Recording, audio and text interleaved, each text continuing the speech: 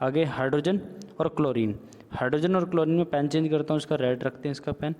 Hydrogen H2 और chlorine Cl2, तो 2HCl combination reaction में आती है ये रिएक्शन, क्योंकि दोनों कंबाइन हो रही है, नाम से पता चल रहा है। तो यहाँ पर कितना है, हाइड्रोजन 2 है, क्लोरीन यहाँ पर कितने 2 है, तो ये 2 मल्टीप्लाई होगा हाइड्रोजन से भी और 2 मल्टीप्लाई होगा क्लोरीन से भी, तो 2HCl कम्बिनेशन रिएक्शन में आ गया। मैग्नीशियम यहाँ कितना है, मैग्नीशियम कितना है यहाँ पर 1 है, और हाइड्रोजन कितना है 2 है, क्योंकि यहाँ मल्टीप्लाई हो रहा है। हाइड्रोजन यहाँ पर कितना है 2 है, और क्लोरीन यहाँ पर कितना है 2 है। अगेन एक्वस है, मैग्नीशियम यहाँ पर 1 है, क्लोरीन यहाँ पर 2 है, हाइड्रोजन यहाँ पर 2 है। अब यहाँ पर चेक करते हैं, एक बार मैच करते हैं यहाँ पर कि मैग्नीशियम 1 है, सही है, यहाँ पर भी 1 है, और हाइड्रोजन यहाँ पर 2 है, और यहाँ पर भी हाइड्रोजन 2 है, यहाँ पर क्लोरीन 2 है, और यहाँ पर भी क्लोरीन 2 ही है। तो ये डिस्प्लेसमेंट रिएक्शन है, दोनों डिस्प्लेस हो रही है ये। Question number 9, what does one mean by exothermic and endothermic reaction. Exothermic मतलब होता है, जिस एक्जो मतलब होता है बाहर, आउटर, और थर्मिक मतलब होता है हीट, जहाँ पर बाहर हीट निकलती है, हीट बाहर की तरफ निकलती है, तो वो एक्जोथर्मिक होता है। एंडोथर्मिक रिएक्शन कब होती है, जब एंडो मतलब अंदर, और जब अंदर ही अंदर, अंदर की तरफ, इनर, इनर बाहर नहीं निकल रही है हीट, हीट का भी बाहर नहीं निकल रही है उसमें, उसमें अंदर की तरफ हीट जा रही है, वो होती है एंडोथर्मिक रिएक्शन।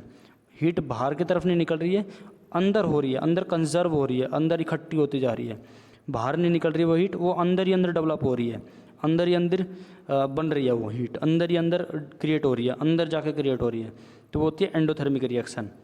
जब वो अंदर की तरफ हीट बाहर से अंदर जा रही है तो वो होती है एंडोथर्मिक, और जब अंदर से बाहर निकल रही है तो वो होती है exothermic reaction. Okay, give example. Example देख, chemical reactions that release energy in the form of heat. अब हमने 7th क्लास से पढ़ते आ रहे हैं हम कि जो हीट है वो एक एनर्जी होती है, हीट एक एनर्जी होती है। तो बोल रहा है कि release energy in the form of heat, light और sound are called exothermic reaction. जहाँ पर रिलीज हो रही है, बाहर की तरफ निकल रही है, तो वो होती है एक्सोथर्मिक रिएक्शन। लाइट, साउंड, ये सब किसके अंदर आते हैं, एनर्जी के अंदर आते हैं। Example, mixture of sodium and chlorine to yield table salt. जो मिक्सचर बोल रहा है सोडियम और क्लोरीन का नमक बनाने के लिए, तो उसके अंदर हीट निकलेगी, 411 किलो जूल एनर्जी निकलेगी। केजे मतलब होता है किलो जूल, किलो मतलब होता है 10⁻³ हाफ Cl2 मिल रहा है, तो NaCl बनेगा। Words, combination reaction are exothermic. दूसरे शब्दों में कहें तो कम्बिनेशन रिएक्शन, जब दो एलिमेंट आपस में मिल रहे हैं तो उसको बोलते हैं एक्सोथर्मिक रिएक्शन। तो एंडोथर्मिक क्या बोल रहा है कि जो हीट एब्जॉर्ब करती है एनर्जी को, energy in the form of heat, light और साउंड, जब एब्जॉर्ब करती है तो वो होती है एंडोथर्मिक रिएक्शन। एनर्जी और require energy in order to proceed are called endothermic reaction.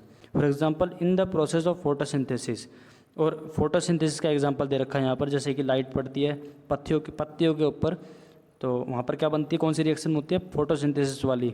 छोटी क्लास में पढ़ी थी आपने 7th क्लास में। Plants are use the energy from the sun to convert carbon dioxide and water to glucose and oxygen.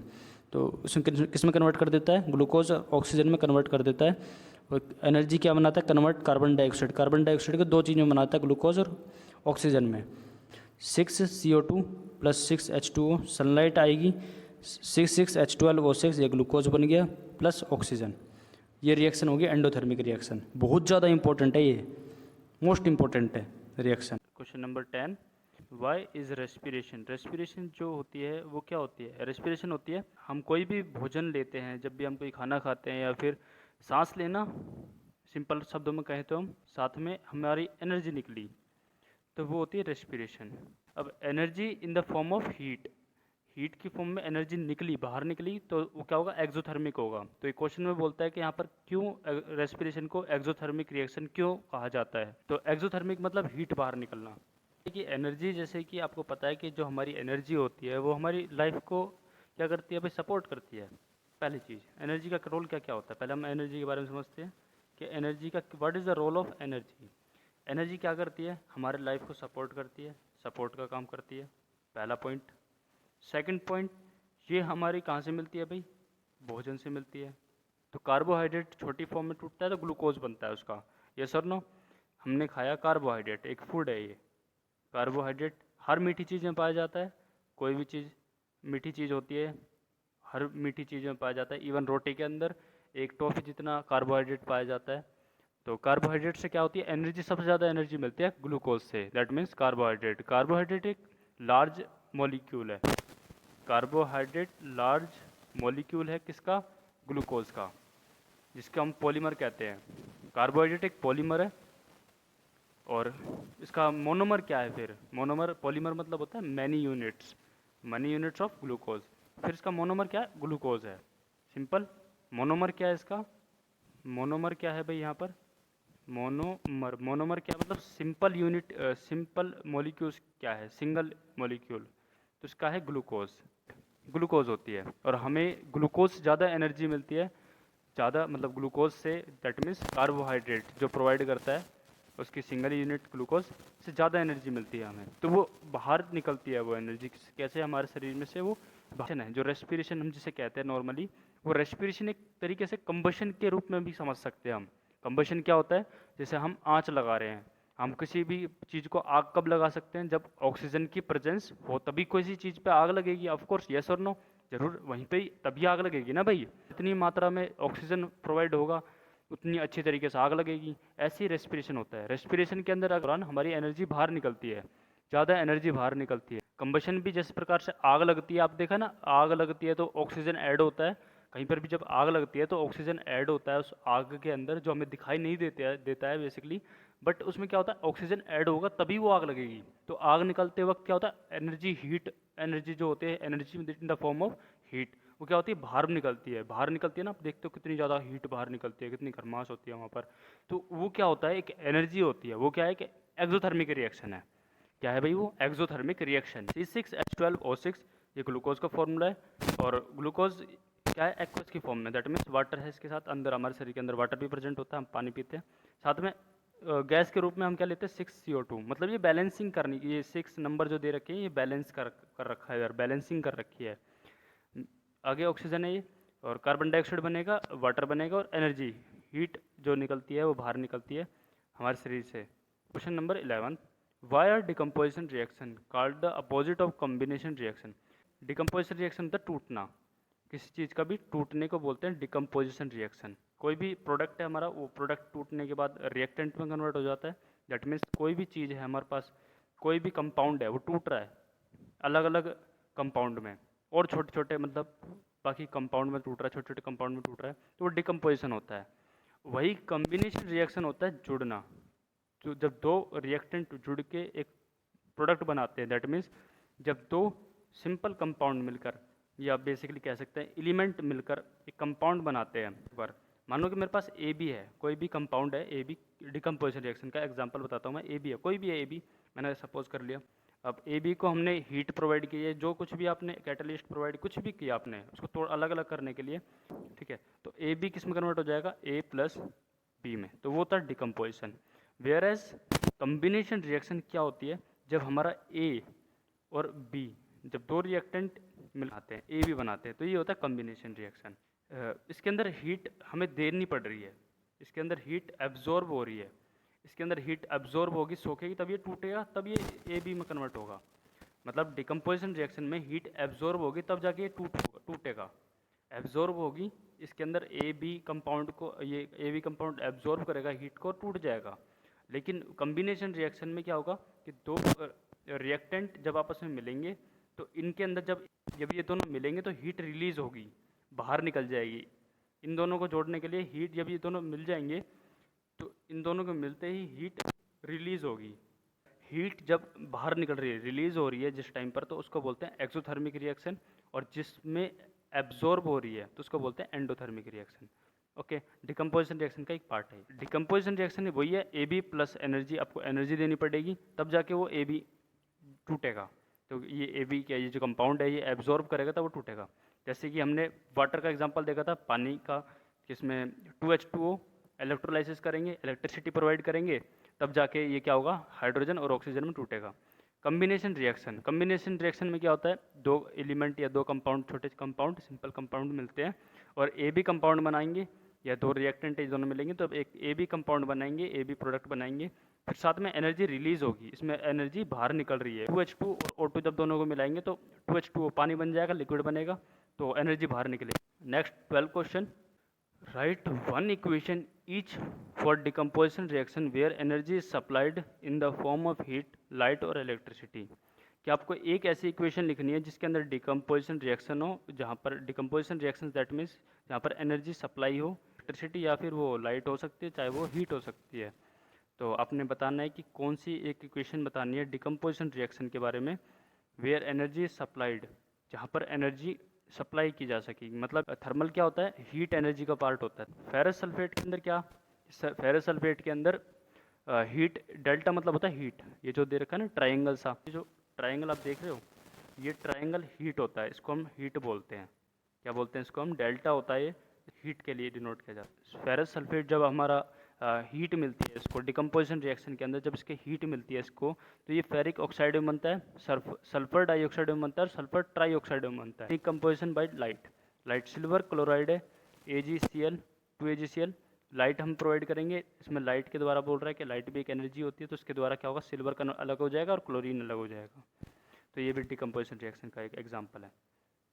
ना decomposition bye electricity, question number 13, what is the difference between displacement and double displacement reaction, right equation for these reactions. तो मेरे पास ए x है या कुछ भी A B है, कुछ भी है, मैं ए एक्स यहाँ पर कुछ दे रखा है अलग, मैं अपनी मर्जी से समझा रहा हूँ आपको। ए एक्स है और प्लस बी है।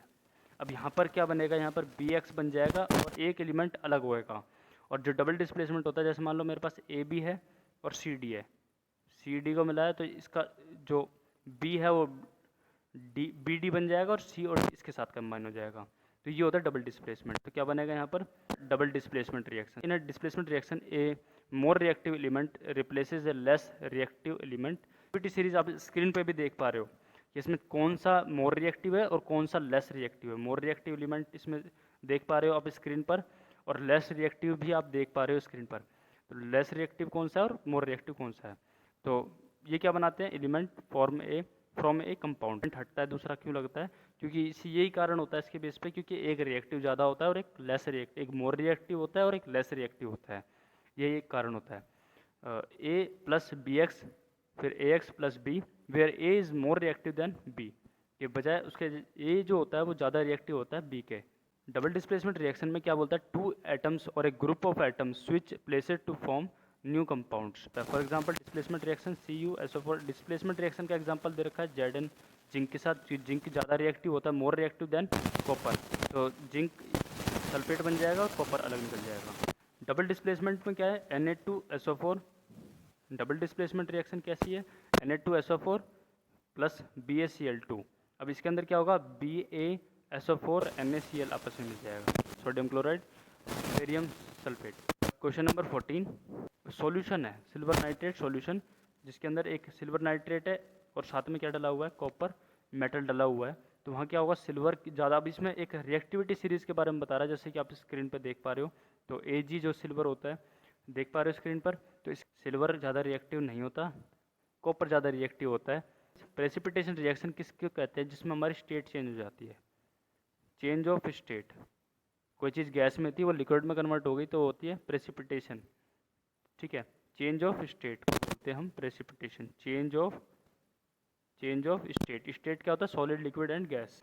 लेकिन कई चीज़ें ऐसी होती है जो घुलती नहीं है, इनसोल्यूबल सॉलिड होते हैं, वो कॉल्ड प्रेसिपिटेट। सोडियम कार्बोनेट मिल रहा है और कैल्शियम क्लोराइड, तो कैल्शियम कार्बोनेट बनेगा और सोडियम क्लोराइड बनेगा NaCl।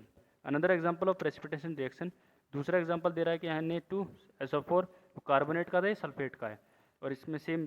तो क्या होगा यहाँ पर, NaCl बन जाएगा और BaSO4 बनेगा, मतलब बेरियम सल्फेट बन जाएगा और सोडियम क्लोराइड बनेगा। तो इसमें वो उसमें कार्बोनेट था, इसमें सल्फेट है, तो ये साल्ट है। जब किसी के पीछे 8 लग गया ना, 8 तो मतलब क्या होता है, साल्ट होता है, नमक। नमक खाने वाला नमक नहीं, नमक जैसा दिखने वाला, तो उसको हम साल्ट बोलते हैं। Explain the following terms of gain और loss of oxygen with two example. Oxidation होता है गेन ऑफ ऑक्सीजन और रिमूवल ऑफ हाइड्रोजन। ऑक्सीडेशन किसे कहते हैं, gain of oxygen, gain of oxygen, okay. और रिडक्शन किसे कहते हैं, loss of oxygen. CO2 plus H2, तो क्या बनेगा, Run convent to the get to be a wadi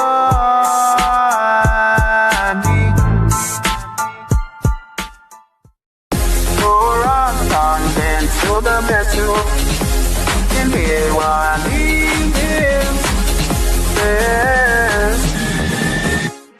quality education. Pour of content to the best you lend they walk. The pour of content to the best you lend. They want the pour of content to the best you lend. They want the pour of content to the best you lend. They want the pour of content to. They want the broadcasting.